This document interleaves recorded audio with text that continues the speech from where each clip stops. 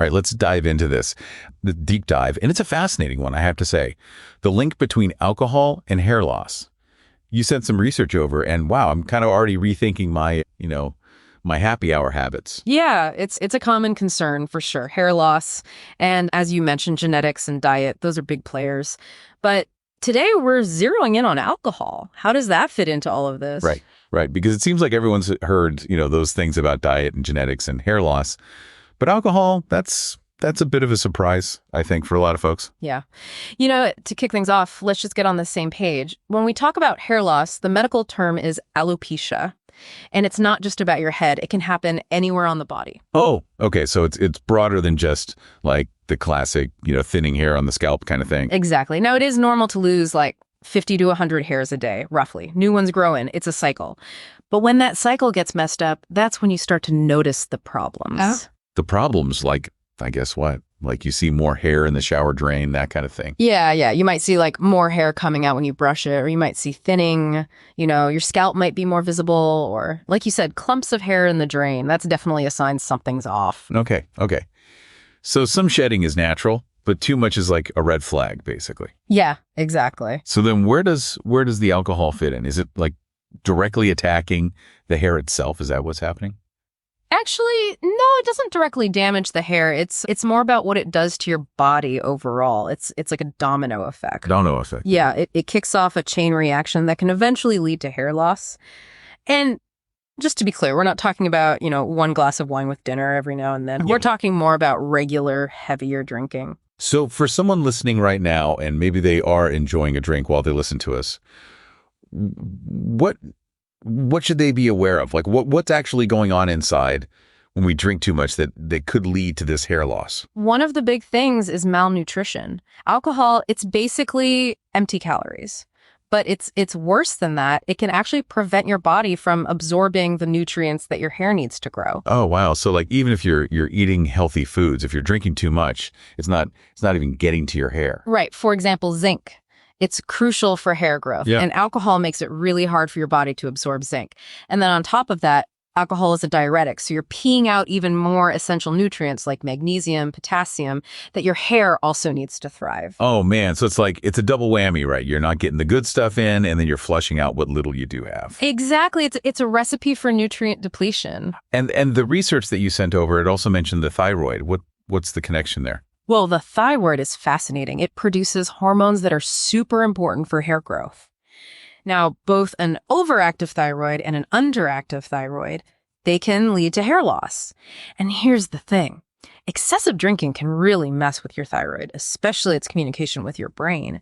And that damage, it can be really long-lasting. Even after you stop drinking, the thyroid might not fully recover. In fact, there's a big link between alcohol withdrawal and thyroid disorders. They can stick around for quite a while after you put down the bottle. So even if someone quits drinking, the damage might already be done. That's a little scary. It can be, yeah.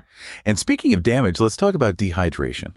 I mean, we all know that feeling after a night out. Yeah. Oh, yeah. The classic hangover. Exactly. And, just like your skin gets all dry and flaky when you're dehydrated, your hair suffers too. Think of it. Each strand of hair is like a tiny little rope. It needs water to be strong and flexible. And when you're chronically dehydrated, well, your hair, it gets brittle, it breaks easily and loses its shine. And to make matters worse, that dry, itchy scalp that you get when you're dehydrated? Yeah. That can actually damage the hair follicles themselves, the little factories that are responsible for hair growth. Oh, wow. So it's not just about being thirsty. Dehydration is actually doing damage at the root of the problem. I mean, literally. It's all connected. Man, I'm starting to see how sneaky this whole thing is. Okay, so we've covered the malnutrition, the thyroid issues, dehydration. Mm-hmm. What else should we be aware of? Well, here's where it gets really interesting. Alcohol can really mess with your blood sugar levels.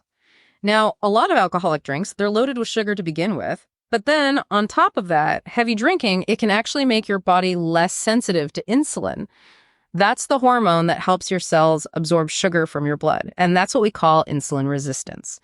And studies have actually linked insulin resistance to a specific type of hair loss called androgenetic alopecia. You might know it as male or female pattern baldness. That's the most common type. Okay, wait a minute. Blood sugar and hair loss. I'm not following that connection. What's going on there? So basically, when you're insulin resistant, it can actually shrink your hair follicles. And then to add another layer of complexity, insulin resistance is often accompanied by higher levels of a growth factor called IGF-1. Think of IGF-1 like fertilizer, but in this case, it's over-fertilizing the hormones that are telling the hair follicles to shrink. Oh, man. So high blood sugar can shrink those follicles, and then this growth factor comes along and makes it even worse. It's like a 1-2 punch. Yeah, that's a good way to put it. Okay. All right. Well, what about the liver? We all know that drinking too much is bad for your liver, but how does that tie back to our hair? Well, think of your liver like it's the body's detox center. It filters out all the toxins, alcohol included. But when you're drinking too much, it's like you're overloading the system, you know? Everything's getting backed up. Exactly. The liver gets overwhelmed and all those toxins start to build up. Okay, so a sluggish liver equals unhealthy hair. How's that work? Well, it's a chain reaction. First, a weakened liver means your immune system is compromised, and that can lead to inflammation, all over the body, even in the hair follicles. And when those follicles get inflamed, they can shrink, and that leads to hair loss. Wow, so a weakened immune system can actually trigger hair loss. Yeah. That's wild. Yeah, it is. And that's not all. The liver also produces bile, which is essential for digesting fats and absorbing nutrients, right? Right. So when the liver isn't functioning properly, bile production goes down, and that leads to poor digestion and poor nutrient absorption. And as we talked about before, those nutrient deficiencies, they can directly impact hair growth. So it all comes back to those nutrients. It's like a vicious cycle. Exactly. Okay, but I have to ask, is it just tea, the alcohol itself, that's the problem? I mean, what about all the other stuff in our drinks, like the additives, preservatives, all that? Do they play a role? It's a good question. You're spot on to be thinking about that, because while those preservatives help keep our favorite drinks, shelf stable and all that, they could also be messing with our gut microbiome.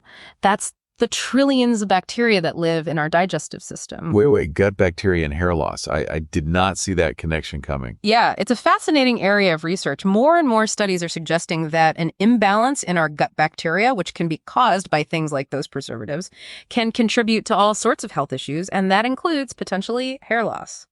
So it's not just the booze itself, it's the whole package that could be impacting our hair.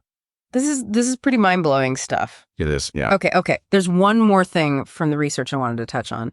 Folic acid. What's the deal with that? Right, so folic acid, Yeah. it's essential for making red blood cells. And those red blood cells, they're like tiny little delivery trucks. They carry oxygen and nutrients throughout your body, and that includes, of course, your hair follicles. But here's the thing. Alcohol interferes with how your body absorbs folic acid, and it increases how much you excrete, so you end up with a deficiency. So if your body's not absorbing enough folic acid, it's like those delivery trucks, they can't get to the hair follicles. They can't deliver those vital nutrients. Exactly. Like Yeah. they're getting lost on the way to their destination. Yeah. And the hair follicles, they're not getting the supplies they need. It's also interconnected, isn't it? It's amazing and a little bit scary at the same time. It is, yeah. Like- Okay. But there was one last piece of the puzzle in this research that I wanted to talk about, and that's sleep. I always thought alcohol made you sleepy, not, caused hair loss. It's a common misconception because while alcohol might knock you out initially, it actually disrupts the quality of your sleep. So you end up feeling fatigued and irritable. And that poor sleep, it's a major contributor to hair loss, especially for people who are already predisposed to it genetically. So it's not about how many hours you're in bed, it's the quality of those hours, right? Exactly, yeah. But how does a bad night's sleep actually cause hair loss? What's the mechanism there? Well, a few things happen. Stress, which often goes hand in hand with poor sleep, it can trigger inflammation, and that includes inflammation in your hair follicles. And then stress also messes with the balance of cytokines, which are these little signaling molecules that regulate your immune response. And on top of that, stress can reduce the amount of oxygen that your red blood cells can carry, so your hair follicles. They're being deprived of those essential nutrients again. So you have a night of drinking, you don't sleep well, and it's like this cascade of negative effects on your hair. It is, yeah. It's like a domino effect. Fascinating stuff, but also a lot to take in. So is there any good news here? I mean, is hair loss caused by alcohol reversible? There is good news. Hair loss from drinking too much, it doesn't have to be a life sentence for your hair. You can actually take steps to reverse the damage and potentially regrow your hair. Okay, phew. That's a relief to hear. Yeah. So what can people do? What can they do to combat this alcohol-induced hair loss? Well, the most obvious step is to reduce or eliminate your alcohol intake, right? It's like giving your body a break, a chance to detox and repair itself. Makes sense. But what about all those nutritional deficiencies we talked about? Is there anything people can do to replenish those lost nutrients? Absolutely. Nutritional supplements can be a great way to fill in those gaps, to give your body those building blocks it needs for healthy hair growth. It's like giving your hair follicles a vitamin boost. Okay, so cutting back on the booze and adding some supplements, that's a good starting point. What about diet? What role does diet play in all of this? Diet is crucial. You want to focus on a balanced, nutrient-rich diet, lots of fruits, vegetables, lean proteins, healthy fats. It's about giving your hair follicles the fuel they need to thrive. So it's all about giving your body the right tools to repair the damage and get back on track. Yeah. Before we move on, is there anything else about this whole alcohol, lifestyle, and hair loss connection that you think our listeners should know? One thing that's often overlooked is that hair loss, it can be a symptom of a bigger issue. It's your body trying to tell you something, trying to signal that something might be out of balance. That's an interesting way to look at it. It's not just about vanity. It's about listening to what your body's trying to tell you. Exactly. And sometimes those messages are subtle, like gradual thinning, right? And other times they're more dramatic, like sudden patches of hair loss. So if someone is experiencing hair loss, what's the first thing they should do?